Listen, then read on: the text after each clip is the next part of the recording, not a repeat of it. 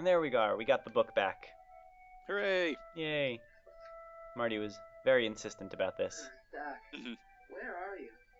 Hey. I'm not sure what Biff would do with this in the first place. Like, if he Yeah, did keep it. I don't really know what Yeah, Biff's motivation is supposed to be there. Like why he, or there might have been some kind of comment to how he thought he was going to make a lot of money off of it. Oh, maybe. Maybe. I don't know. This is the one episode I've played twice. I think I remember that happening. Yeah, because I played it first when it first came out, and then by the time the second episode came out, I completely forgot everything, so I played it again. And that was the point where I was like, you know what? Why don't I just wait till all of the episodes come out? That's what I should have done. Yeah. Well, you were reviewing them. You couldn't. Month. This is perhaps one of the reasons I don't review the Telltale codes that come in. I did Sam and Max seasons 1 and 2 and Tales of Monkey Island, I think. See, Sam and Max, I haven't played them as extensively as I have the other ones. I'm okay with those being episodic, because aren't each of the episodes sort of independent of each other? In the first 2 seasons, they are. The third third season is much more. It's much more like a Back to the Future or a Tales of Monkey Island. That's just like a trend with Telltale now, I think. Which I mean, I'm all for. I really like the big overarching story. Mm-hmm. I prefer to. I'd like them to come out with like a big adventure game, like one of the first 3 Monkey Island type big adventure games where you can go exploring and stuff like that. Nice. I miss that. I believe Telltale just recently stated on GameCola.net, no less, that they are committed to the episodic format. Yeah. Yeah, actually, because I made a post on GameCola how because Jurassic Park is not being released episodically, so I made a post about how maybe this means Telltale's finally going to stop doing this horrible thing, and then a representative from Telltale went on the post and said, actually, nope, we're still doing this terrible thing. Well, not in those words. Anyway, so what's going on now? The time machine just showed up. Just Einstein was driving it by himself somehow. And, which was very confusing to me. Yeah. Because in the third movie, the time machine gets destroyed. Don't worry about that. They explain it terribly, but they explain it. Oh yeah, they do, don't they? Yep. Oh yes. But anyway, yeah, we're listening to a pre-recorded message from Doc, saying that something horrible has happened and Marty needs to figure out when and where Doc is and come help him. Come on. The time machine was somehow set that if some. Do you remember how this went exactly? If something like if he didn't return to it within a set amount of time, it would go back. Yeah. To a point so Marty could come save him. Yeah. So that's why the tape recording just says that he's in trouble and doesn't say where he is. That's why. Or when I guess is more important. Yeah. I like how Doc knew he was going to do something stupid, so he needed to build a time machine to save him. Yeah, Doc, kind of throughout the series, he makes some questionable time travel decisions. He does. He really does. Great Scott! I think he's onto something.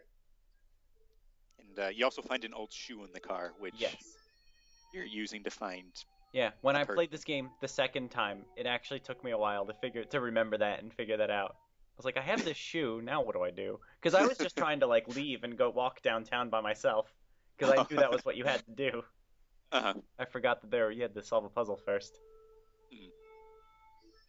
But yeah, we are about to meet the relative of one of the big characters from the trilogy. Oops, spoiler alert. Okay, now we're getting somewhere. I wonder if the people watching this have played the game yet. How's this supposed to lead me? I would hope so. Be nice, because we are kind of talking over most of it. But if they're using it for a talk-through, they might be in a little trouble, because we're not really giving them any hints. Well, that's what Michael's doing, though, right? His that's true. Clicking. Yes, just watch the video. Yeah. Mute it if you have to. No, don't do that. So the PC version still does the really bad control system, right? It does. I always just use the arrows. Like I tried to use that their drag and click thing, but it was giving me aneurysms, and so I had to stop. That would be the other reason I don't really review the Telltale review codes that come in anymore. Because I'd rather just get the console release when applicable. Yeah, because I mean, in the PlayStation 3 version, you do just use the left joystick to move around, and the Paul from like 5 years ago would have been completely opposed to ever having direct control of a character in an adventure game. But now it's the lesser of two evils. Now that you've seen what the alternative is, you're Yeah. completely fine with it. Exactly.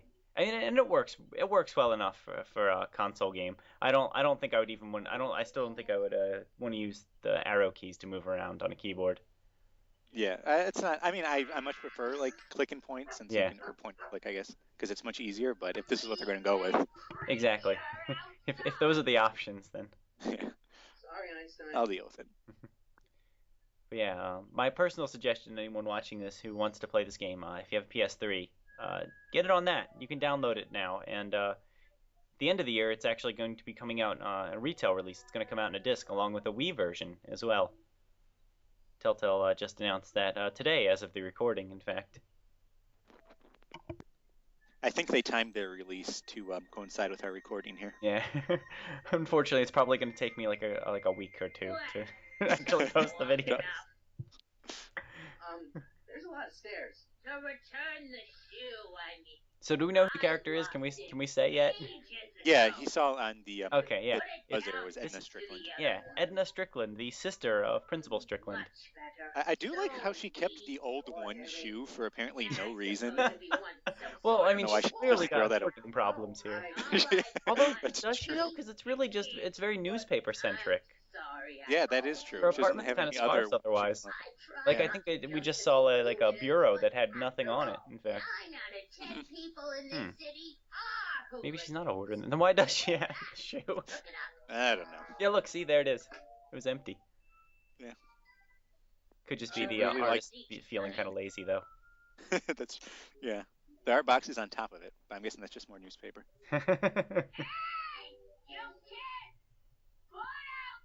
Yeah, Edna Strickland, this character, I was kind of annoyed at first because I thought it was just one of the classic Telltale generic stereotype characters. Uh-huh. But she gets a little better.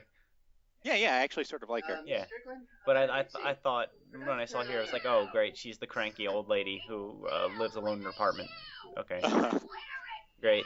Never seen a character like that before. But I'm just bitter because of all the generic characters in Tales of Monkey Island. Yeah. I was just happy that they decided not to use a different version of Biff wearing a funny hat as the villain in this one. Wait, you're happy that they didn't do that? That would have been great. I needed to. Well, I mean, he is one of the. There is a Biff version that is I'll be right back with some tea. a minor villain in a couple of the episodes. Yeah. Got Kid Tannen. That's right, yeah. Another Tannen makes a cameo in the last episode for like a minute.